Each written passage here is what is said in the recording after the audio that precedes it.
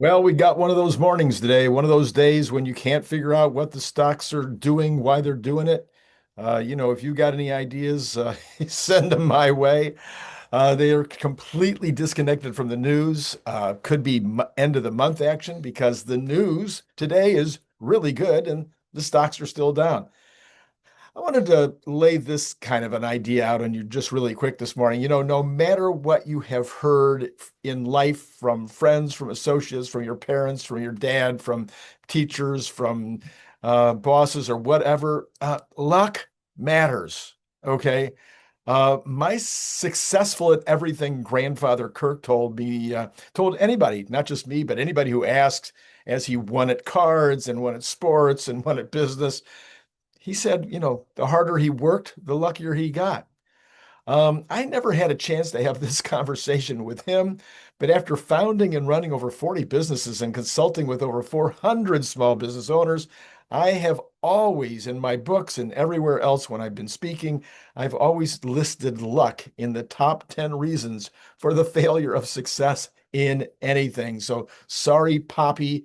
I understand the harder we work, the luckier we get, but there's also still that luck component that can come in at any moment and mess up the best laid plans of mice and men. Anyway, I say all that to say this: part of the Robotaxi rollout success is going to come down to dumb luck. I am 100% sure that Elon, his whole team, they've taken every precaution to make sure that surprises are kept to a minimum. But we just can't account for that errant dog or the inebriated driver that might cross the path of one of the robotaxis while millions of eyes are watching every single minute of every single ride. But that one errant thing or that crazy headline that the Wall Street Journal is obviously going to try see if they can possibly find that error, find that way to knock what's taking place. That won't be the key long term. The key long term will all be in the numbers. It'll be in the stats. It'll be in the actual safety record. It'll be in the customer experience. It'll be in the performance by all of the Tesla team. And guess what? I don't know about you. I'm not betting against Elon on this. But I did think that a word of caution about this just might be helpful. This from our buddy, the real EJ and Tony. He says prices rose just 0.1% month over month in April, according to the PCE price index, and up a mere 0.5% since January. That's 5 months. In that same time, incomes rose by 2.3%. This is this is the way Trump runs the government. This is a fabulous start to Trump's second term, doing exactly the way he did in his first term, where real wages are going up, where inflation is under control. And I won't be betting against Trump either. I don't know about you, but there's going to be some luck there too, but I don't think we're going to see any problems. We'll talk more detail about what happened with the PCE printout in just a minute. We also had this from CNBC's Rick Santelli. He says, look, the income numbers really for the first 4 months of the year, they are stellar. This administration is criticized for just about everything under the sun. Why don't we give credit where credit is due? Income really is shooting up. And then we have this from Investors Business Daily. Tesla and Chief Executive Elon Musk are reportedly set to launch the limited robotaxi service in Austin, Texas on June 12th. However, a longtime Tesla stock bull on Friday told investors to temper expectations, even as Tesla shares have moved higher on excitement around the robotaxi service. A Friday research note from Morgan Stanley analyst Adam Jonas this today on today said the publicity campaign on Musk's social media platform X around the Austin Robotaxi Day. Bloomberg reported Wednesday that Tesla would launch the limited edition Robotaxi service on June 12th. As is typical for highly anticipated Tesla events, he says, we would keep our expectations well contained for the Cybertaxi launch event in Austin. However, we would look for a continued stream of updates for the performance and the growth of the network thereafter, the number of cars, miles, trips, etc., in the days and weeks that follow, he said. I've been saying this now for at least 2 weeks. This is going to be a continuing catalyst People are going to be thinking, wow, the first 2 weeks were okay. What's going to happen with the next 2 weeks? Maybe I should buy some. The first month was good. When are they going to open the second city? Maybe I should buy some. Tesla stock edged down about 0.6% to 356.20 at the opening bell today. It's down more than that now. Shares advanced as high as 367 in Thursday's intraday stock market. So a lot of action right now. The stock market trading as of May 10th said Tesla shares rallying above the 200-day moving average, offering investors an aggressive entry. Shares are still down around 11% for this year, despite surging on Robotaxi bets following the April 22nd conference call. Shares are down around 27% below their 488.54 peak. So we've been following that and talking about that, of course, almost every day.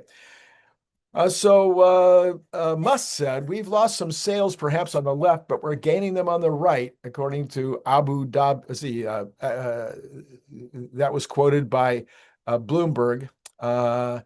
From the forum. He says the sales numbers at this point are strong, and we see no problem with demand. We'll see a lot more about that over the next about 34 days. Our stock wouldn't be trading near all-time highs if things weren't in good shape. They're fine. Don't worry about it.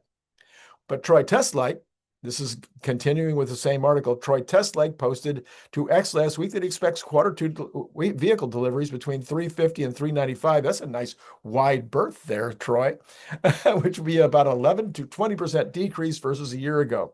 We'll see. Tesla stock has a 21-day average true range of 4.5%.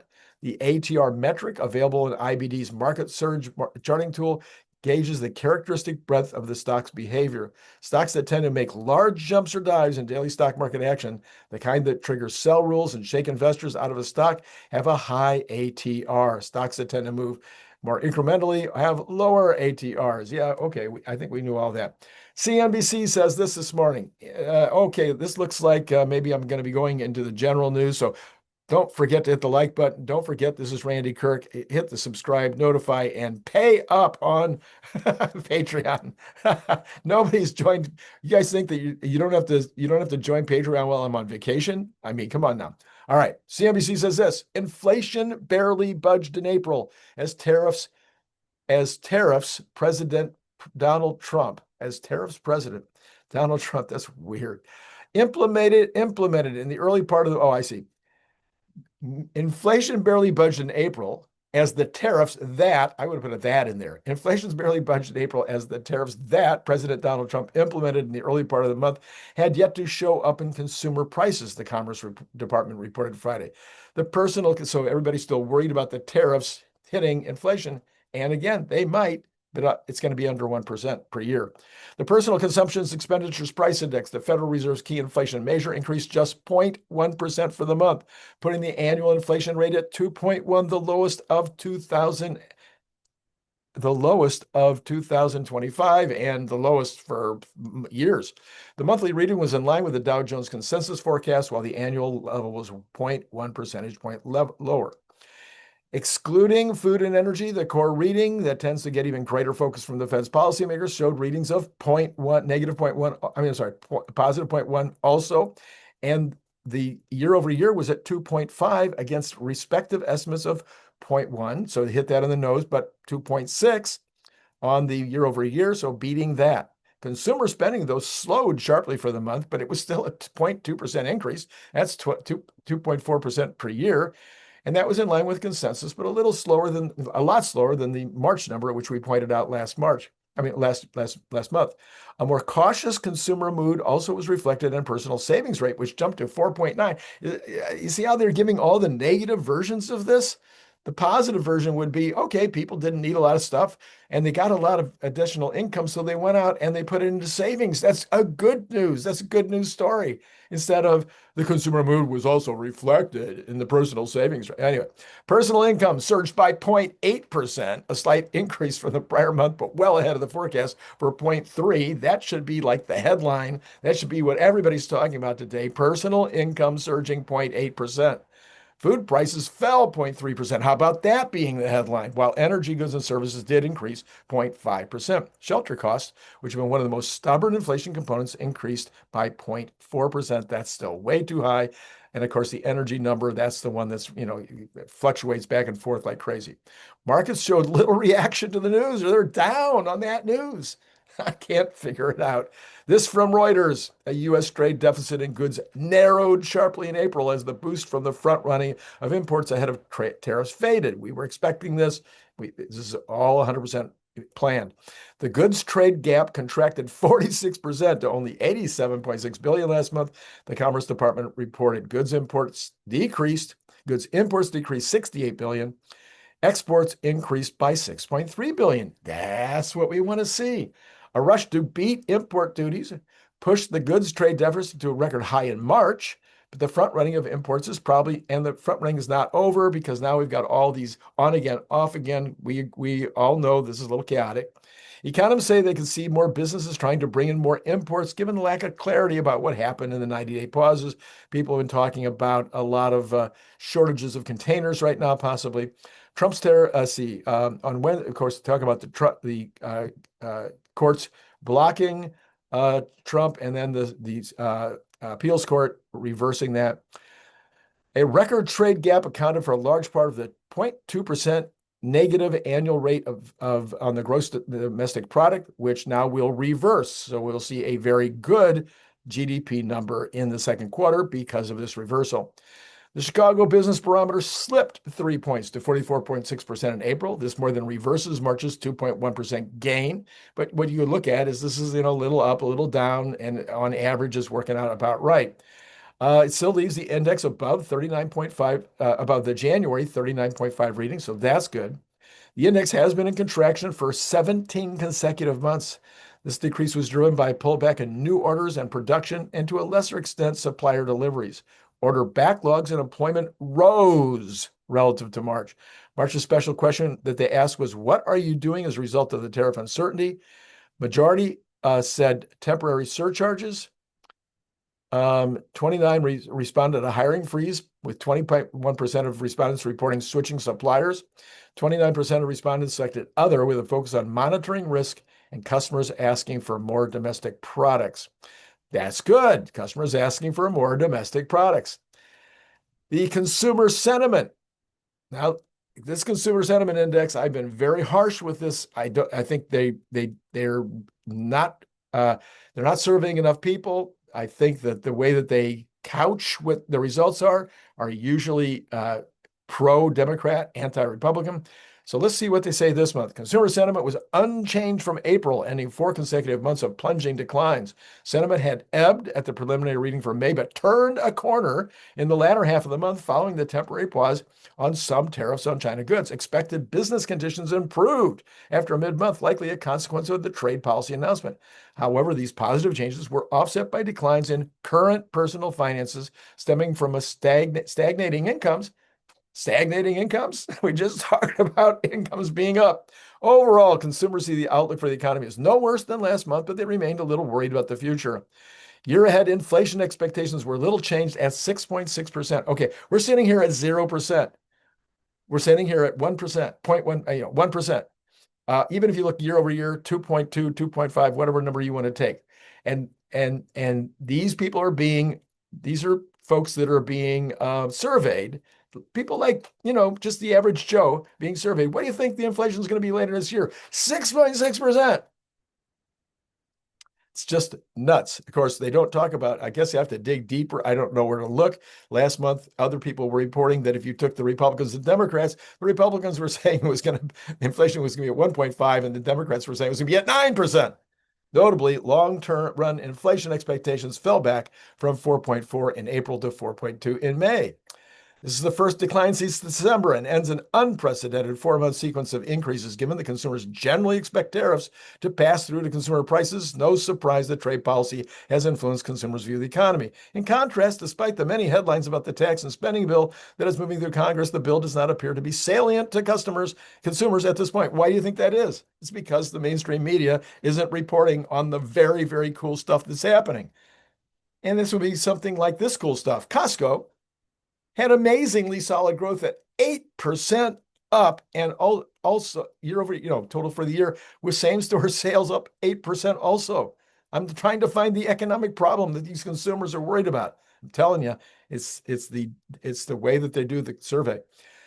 The Kobeissi letter. By the way, in the consumer confidence consumer confidence numbers earlier this week were outstanding. They were up even more than this one. Breaking, JP Morgan CEO Jamie Dimon says he's quite prepared for rates to go to 5%. He also says the Fed is right to wait on rate cuts for now. Dimon is preparing for a 5% 10-year note yield. I think he's completely wrong. But I also think if it goes to 5%, it won't be the end of the world. It just isn't that high historically. With inflation completely in check and AI likely to start contributing to even lower inflation, maybe even deflation, that will result in a clear case where the bonds will come down at some point. You just don't get that premium forever, as we talked about last night, several times actually during reporting yesterday, if you didn't see that yesterday. All right, so Tesla has released Model 3 performance projection lights in North America. If you want to spend $75, you can upgrade to the performance lights. I just read that. Okay, let's go ahead and see where markets are now. So first of all, we've got Tesla moving up slightly, but it's still down 2.26%. We have got S&P up 0.56%. I'm sorry, down 0.56%. The NASDAQ down 1.1%, and Dow Jones only down 0.2% at this point. So all of them are moving up toward the green. With the news that's really out there, in terms of the news, I see nothing that should be causing this downward trend. And Tesla is 100% just following the market. You can look at the side by sides, and it's just following along with what the market is doing today. So that means there's no FOMO in there. There's no, it's just 100% the market. All of the Magnificent Seven are down, including, like, for instance, NVIDIA. NVIDIA, after their stellar results the other day and being up, they're down 3.73 this morning, even more than Tesla. So there you go. Figure that one out. Okay, we've got all the Cathie Woods also down. Let's go ahead to the bonds. And we're going to do it very surgically. So the bonds, the Elon Musk, if you don't know this, Elon and the president, we're going to be speaking, this morning, talking about what happened with Doge. So that is happening right now. I just saw it. So if you didn't see that yet, you might want to go back and take a look at that. Okay, let's go to the bonds. I've got things all messed up here. Here we go. Bonds. We have got the 10-year down 0.8%. It was down a little more than that earlier. So that, but it's still 4.416. We've got oil down another 36 cents, sitting at $60.58 for Texas Intermediate, with Brent about normal. Natural gas is down 2.1% at $3.45. That's good, solid. Gold down $27 at $3,290, pretty much where we're expecting it right now, but continuing down. Silver also down 1.33% at $33. Not sure about silver. I see some reasons why it might go up. Copper, pretty flat, up 0.16 at $4.68. Then you've got Bitcoin down 1,443 this morning at 104.4. How much further will it go before the folks start seeing some bargains there? And that's everything that you need to know about what's happening this morning. And really, seriously, we should be seeing this market turn around. Well, it is turning around. And Tesla is now sitting at 350. Later this morning, or later this afternoon, rather, Larry Goldberg will be on with me for sure at probably kind of early, maybe 4:30-ish. And then Brian Wang tonight. The weekend is going to be like CERN Basher. So if you like CERN Basher, a lot of CERN Basher this weekend. I'm going to be doing a little more vacationing on my vacation on Saturday. So I've got a lot of stuff already set up for you to watch on Saturday. And it's lots and lots of CERN Basher. So that's a good thing, right? All right, let's, I think last night, there would have been something last night. I'm sure I did something last night. What in the heck was it? Oh yeah, I did a special. I'm going to put that card up. It was really a good one. I think you'll like it. Check it out. I'll put the card up right there. That's all I got for you right now. It's been great, as always, talking to you.